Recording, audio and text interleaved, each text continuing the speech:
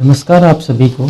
मैं सुधांशु कुमार आपका अपने एक नए कक्षा में और ज्ञान विज्ञान ई पाठशाला के YouTube चैनल पर आपका हार्दिक स्वागत करता हूं। जैसा कि हम लोग पिछली कक्षा में देखे थे, हम लोगों ने पिछली कक्षा को एक बार देख लेते हैं। मैंने पिछली कक्षा में एक जो पूरा एक वाक्य लिखा था। वाक्य क्या था जिसमें हमने पूरे चिन्ह को एक ही वाक्य में देख लिया था। जैसे हे सुरेश, राजेंद्र के पिता निखिल ने राजेश को डंडे से चावल के लिए घर से निकालकर चौराहे पर पटक पटक कर पीटा। ये देखा था हमने। तो यहाँ पे क्या था, जैसे कर्ता ने कर्म को करण से संप्रदान के लिए आपादान से निकालकर चौराहे, आपादान से और चौराहे पर पटक पटक कर पीटा। तो आगे फिर हमने देखा था प्रथमा विभक्ति कहते किसको हैं। जहाँ तक हम लोगों ने देखा कि प्रथमा विभक्ति का जो सूत्र है, वो जो है सूत्र जो है प्रथमा विभक्ति का प्रातिपादिकार्थ लिंग परिणाम वचन मात्र प्रथमा। तो परिणाम का पैमाना मापना, जैसे किलो के हिसाब से मापते हैं ना हम, घर में हो या फिर कहीं पे भी हो, तो जो किलो के हिसाब से जो हम लोग मापते हैं, दूध को लीटर के हिसाब से मापते हैं, तो उसी को परिमाण कहते हैं। फिर यहाँ क्या है, वचन। वचन क्या है भाई, संख्या। एक वचन, द्विवचन, बहुवचन ऐसा करके बोलते हैं ना हम लोग, तो वचन। और मात्रे जो है वो प्रातिपादिकार्थ के साथ भी लगेगा, प्रातिपदिक के साथ भी लगेगा, लिंग के साथ भी लगेगा, परिणाम के साथ भी लगेगा, वचन के भी साथ लगेगा। तो यहाँ हमने प्रातिपदिकार्थ देखा था। प्रातिपदिकार्थ कहते किसे हैं, किसी चीज का सामान्य अर्थ बताने वाला प्रातिपदिकार्थ कहलाता है। और प्रातिपदिकार्थ में प्रथमा होती है, जैसे राम, कृष्णा, उच्चे नीचे। और जैसे हमने ये लिखा था रा, उ, अंगा, चा, या फिर कुछ इस प्रकार से छा, अंगा ऐसे करके लिखा था। तो इसका कुछ कोई अर्थ नहीं होता है। तो जिसका अर्थ नहीं होता है वो प्रातिपदिकार्थ नहीं होता है। ठीक है। अब प्रातिपदिकार्थ मात्रा का एक उदाहरण जो दिए थे हमने, उच्चे नीचे रामा श्यामा। ठीक है। प्रातिपदिकार्थ का उदाहरण हमने ऐसे लिखने के लिए कहा था, उच्चे नीचे रामा श्यामा। मतलब ऊंचे ऊपर, नीचे नीचे, रामा राम, श्यामा श्याम। तो ऐसे करके मैंने आपको यहाँ तक बताया था। फिर अब हम आज देखेंगे जो लिंग मात्र, परिणाम मात्र और वचन मात्र। आज ये तीनों हम लोग देख लेंगे। अब लिंग मात्र पे आते हैं हम लोग, आते हैं अपने लिंग मात्र पे।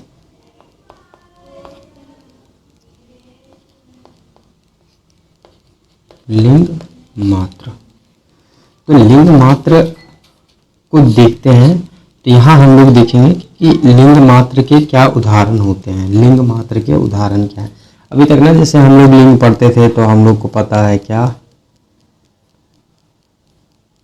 लिंग जो है स्त्रीलिंग, पुल्लिंग और नपुंसक लिंग, इस प्रकार का पता था हमें। स्त्रीलिंग, पुल्लिंग, नपुंसक लिंग, तो ये जो पता था। अब इससे थोड़ा सा हम लोग अपर लेवल का पढ़ते हैं, थोड़ा सा ऊपर का पढ़ते हैं। तो हम देखते क्या है, लिंग के जो उदाहरण हैं उसी में से देखेंगे हम। लिंग के जो उदाहरण हैं उसी में से एक तो हमें मिलते हैं आ लिंग, एक हमें मिलते हैं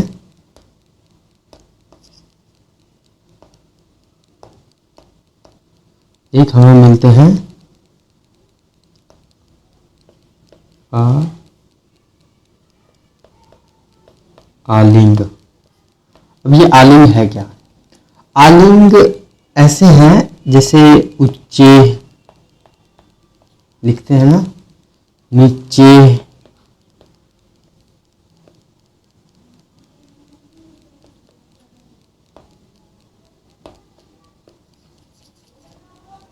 जैसे हम लोग लिखते हैं ना उच्चे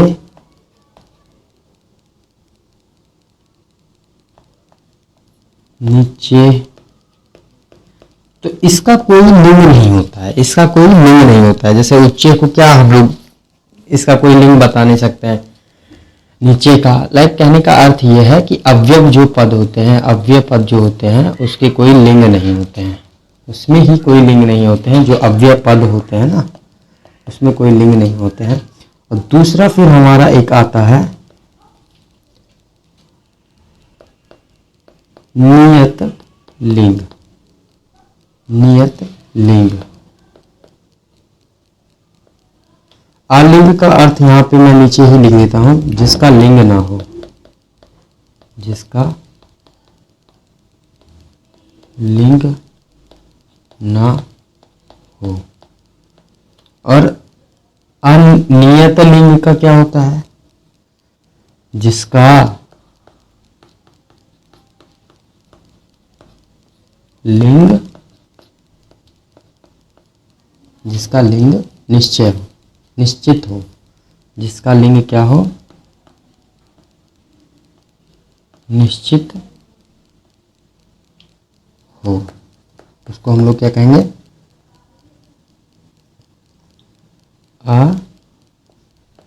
अनियत लिंग। अब जैसे कि इसके उदाहरण में देखें, तो जैसे जैसे के उदाहरण में देखेंगे तो हम लोग देखेंगे यहां कि हमें दिखेंगे रामा, इसका निश्चित है कि भाई ये पुल्लिंग है। हमें दिखेंगे सीता, निश्चित है कि ये स्त्रीलिंग है। हमें दिखेंगे फलम, निश्चित है कि ये नपुंसक लिंग है। उसी प्रकार से एक लिंग होते हैं, एक लिंग और होते हैं, हम उसे एक बार दिखाते हैं। एक लिंग होते हैं जिसको हम लोग अनिश्चित कहते हैं, अनियत, अनियत लिंग, अनियत लिंग, अनियत लिंग। तो अनियत लिंग जो है उसमें क्या होता है? जिसका लिंग निश्चित ना हो। क्या हो? जिसका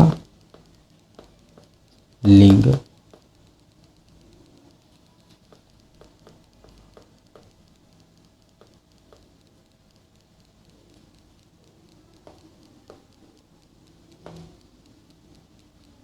जिसका लिंग निश्चित ना हो।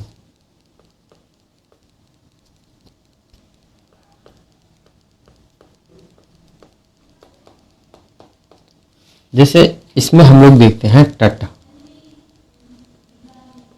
तट, नदी का तट होता है ना, तो इसी में देखे हैं तट भी होता है, तटी भी होता है, तटम भी होता है। इस प्रकार से हम लोग देखते हैं तट भी होता है, तटी भी होता है, तटम भी होता है। तो इस प्रकार से बहुत सारे जो चीज़ हैं, बहुत सारे जो लिंग हैं इस प्रकार के होते हैं जो तीनों में पाए जाते हैं। उसका ये स्त्रीलिंग भी होता है, स्त्रीलिंग भी होता है, पुल्लिंग भी होता है और नपुंसक लिंग भी होता है। ठीक है, अब आगे देखते हैं परिमाण मात्रे। अब परिमाण मात्रे पे आते हैं। हम लोग यहाँ हेडिंग डालेंगे परिमाण मात्रे। कुछ होंगे इसमें से ना अभी भी लिंग समझ नहीं पाए होंगे, तो मैं उनको एक बार फिर से बता देता हूँ। लिंग जो है हमारा, हम लोग जो अब तक पढ़ चुके थे स्त्रीलिंग, पुल्लिंग, नपुंसक लिंग, उससे थोड़ा सा ऊपर पढ़ेंगे। जब हम लोग यहाँ पे साथ पढ़ रहे हैं तो कुछ ना कुछ उसका बेनिफिट होना चाहिए। जैसे जो लिंग है, एक तो होता है आलिंग, जिसका लिंग ना हो, जिसका क्या ना हो, जिसका लिंग ना हो, जिसमें कोई लिंग ही ना हो। जैसे उच्चय, नीचय, जो अव्यय पद होते हैं, अव्यय पद जो भी होते हैं उसमें कोई भी लिंग नहीं होता है। जिसका लिंग ना हो उसे अलिंग कहेंगे। और नियत लिंग, जिसका लिंग जो है वो एकदम निश्चित हो, जिसका लिंग क्या हो? निश्चित हो। तो जिसका लिंग निश्चित हो, जैसे रमा, भाई ये रमा जो है, रामा जो है वो पुल्लिंग है, सीता स्त्रीलिंग है और फलम नपुंसक लिंग है। फिर जैसे देखेंगे कृष्णा, सब कृष्णा जैसे ही लिखेंगे हमको समझ में आ जाएगा ये पुल्लिंग है, ठीक है। उसी में एक होता है अनियत लिंग। क्या होता है? अनियत लिंग। जिस लिंग का निश्चित जिसका लिंग जो है निश्चित ना हो कि वो है क्या। जैसे टट हो गया, तो टट में क्या होता है ना कि उसका लिंग जो है वो निश्चित नहीं है, कभी टटी हो जाएगा, फिर टटम भी हो जाता है। तो इस प्रकार से जो है उसका लिंग जो है वो निश्चित नहीं होता है। फिर जैसे हम लोग आगे आगे चलेंगे तो आगे हम लोगों को समझ में, हम लोगों को पता चलेगा क्या कि अच्छा ये तो लिंग होते ही नहीं थे कि जो हम समझ रहे थे। वैसे लिंग का मैं थोड़ा सा व्याख्यान दूं तो लिंग जो है क्या होता है ना, संकेत। लिंग का जो अर्थ है आप लोग यहाँ पे लिख लीजिएगा, लिंग का जो अर्थ है वो संकेत है, सूचक, एज सूचक कह सकते हैं, संकेत कह सकते हैं, एज उसका पहचान कह सकते हैं। सबसे बढ़िया शब्द मिला मुझे, पहचान कह सकते हैं। अब जैसे स्त्री है तो हम उसकी पहचान को बता रहे हैं। जैसे पुल्लिंग है तो हम पुल्लिंग पुरुष की पहचान को बता रहे हैं। जैसे नपुंसक लिंग है तो हम उनकी पहचान को बता रहे हैं, ठीक है। आगे चलते हैं, परिणामवाचक परिणाम मात्र में देखते हैं। परिणाम मात्रक में क्या होता है, जो प्रायः संस्कृत में जो प्रायः हमें उदाहरण मिलता है वो मिलता है हमें द्रोण, द्रोणों,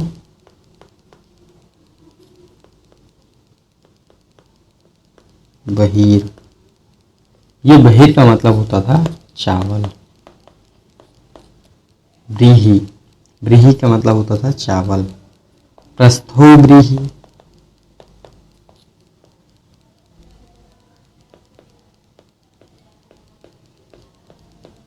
यहाँ ज़्यादा ना समझ के आप लोग, यहाँ उतना ज़्यादा समझने की कोई ज़रूरत नहीं है। आप लोगों को सीधा सीधा समझना है कि जहाँ पे मापने की बात की जा रही हो, जहाँ पे नापने की बात की जा रही हो, जहाँ पे किसी चीज़ की तराजू से या फिर किसी भी चीज़ से उसकी परिमाण निकाली जा रही हो, उसको परिमाण मात्रक कहते हैं। इसी के साथ में आता है वचन मात्रा। और वचन मात्रा जो है, जैसे हम लोग बोलेंगे एकः, द्वौ, बहवः, तो यहाँ क्या हो रहा है कि एकः बोले एक, दो बोले दो, बहवः मतलब बहुत सारे, बहवः मतलब बहुत सारे। जैसे यहाँ पे देखेंगे ये क्या है, ये एकः, ये एक बालक है।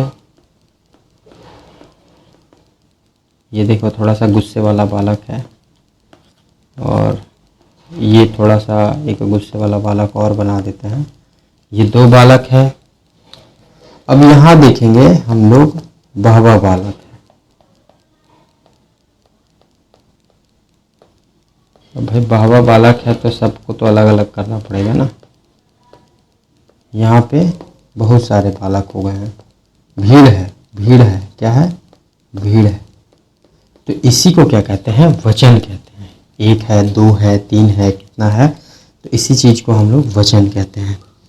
अब जो है इसमें इसमें जो एक और सूत्र जो लगता है, संबोधन चा। आप लोग पढ़े होंगे संबोधन को कभी। इसमें एक सूत्र लगता है जो मैं थोड़ा सा बता देता हूं। संबोधन, संबोधन चा, संबोधन चा। संबोधन चा में क्या होता है, अपने तरफ कोई भी चीज, जो किसी भी चीज का आकर्षण करना हो, आकृष्ट करना हो, आकृष्ट करने के लिए,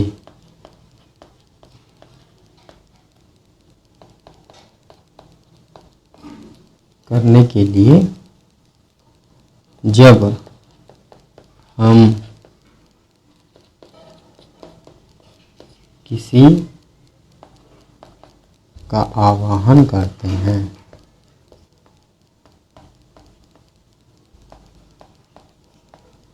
यह संबोधन है। जैसे ना हम लोग जब पढ़ रहे थे तो आप लोग देखोगे लास्ट में मैं आप लोगों को प्राय बताता था कि हे रामा, ऐसा होता था लास्ट में जब आप लोग देखते थे। तो एक हे रामा, यहाँ क्या कर रहे हैं, हम संबोधन कर रहे हैं, राम को संबोधन कर रहे हैं, ऐसा बुला करके हे राम। जैसे देखो हम लोग खेलने जाते हैं तो कहते नहीं कि अरे ये बॉल फेंक दो, अरे ये बॉल फेंक दो, तो वहां हमने प्रयोग किया था अरे का।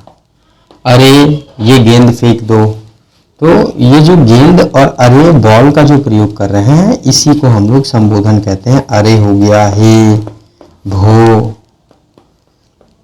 सुनो, सुनो हो। गांव में जैसे हम लोग कभी कभी बोलते हैं ना, अरे सुनो तारी, सुनो हो, तो जो सुना हो बोलते हैं ना हम लोग, सुने हो, या फिर ऐसा बोलते हैं ना हम लोग कि सुन रहे हो। तो ये जो सुन रहे हो, या फिर अरे राम सुनो ना, अरे मित्र सुनो तो सही। तो अरे और यहाँ पे जो ये सब चीज का प्रयोग करते हैं ये हम संबोधन करते हैं, संबोधन के लिए करते हैं।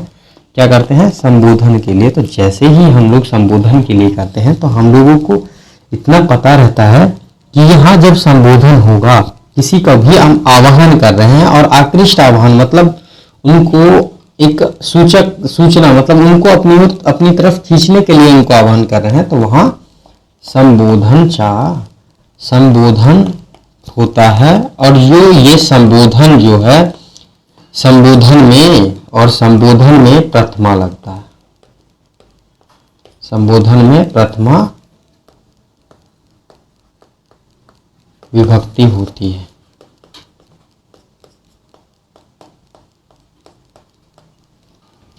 संबोधन में प्रथमा विभक्ति होती है, ठीक है। तो संबोधन में प्रथमा विभक्ति होती है। अब देखो एक और हमें पता चलता है, इसी में बस एक अंतिम सूत्र है, जो अंतिम सूत्र हमें एक और मिलता है, स्वतंत्रः कर्ता। बोलो मेरे साथ, बोलो, स्वतंत्रता कर्ता, स्वतंत्रता कर्ता, स्वतंत्रता कर्ता। तो ये जो है ये क्या करता है, सभी कारकों में कर्ता जो है वो स्वतंत्र होती है। जितने भी कारक हैं उसमें कर्ता स्वतंत्र होता है, ठीक है। इसी के साथ जो है अब द्वितीय विभक्ति को हम लोग कल पे छोड़ देते हैं, क्योंकि ये काफी बड़ा हो जाएगा। अगर जो द्वितीय आज पढ़ा दिया तो द्वितीय विभक्ति को हम लोग कल ही देखेंगे, और आज की कक्षा को हम लोग यहीं पे समाप्त करते हैं। थोड़ा सा हम लोग समझ लेते हैं, थोड़ा सा जब प्रथमा समझे हैं तो हम लोग एक दो शब्द देखते हैं, जैसे रामः गृहं गच्छति। राम जो है करता है, क्या है, करता है। राम जो है वो क्या है, करता है। और ये क्या कर रहा है, करता कर रहा है, काम को कर रहा है। और क्रिया हमारी क्या है, ये हमारी क्रिया है, जो गच्छति है वो हमारी क्रिया है। और गृहम जो है हमारा, ये हमारा कर्म है, ये हमारा कर्म है। अभी तो हम लोगों ने प्रथमा पढ़ा है, यहाँ पे प्रथमा विभक्ति है।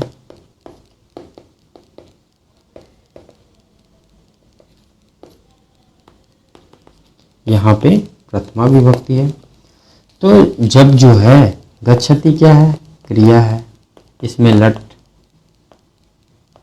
लकार लगा हुआ है, वर्तमान काल।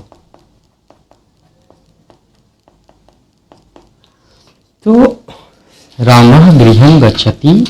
राम, यहां देखना एक बार, हिंदी में देखते हैं, राम घर,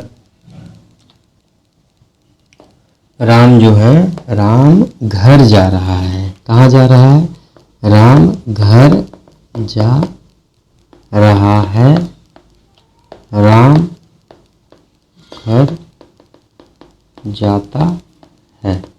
रामा, तो तो ये जो है ये क्या हो गया, कर्ता हो गया।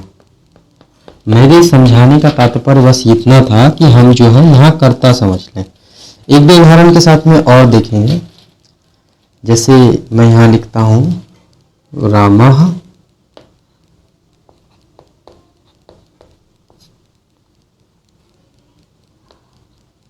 नदी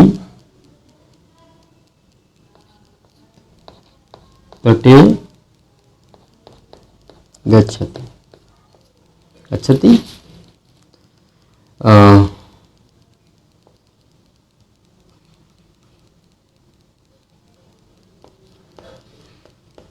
हिमांशु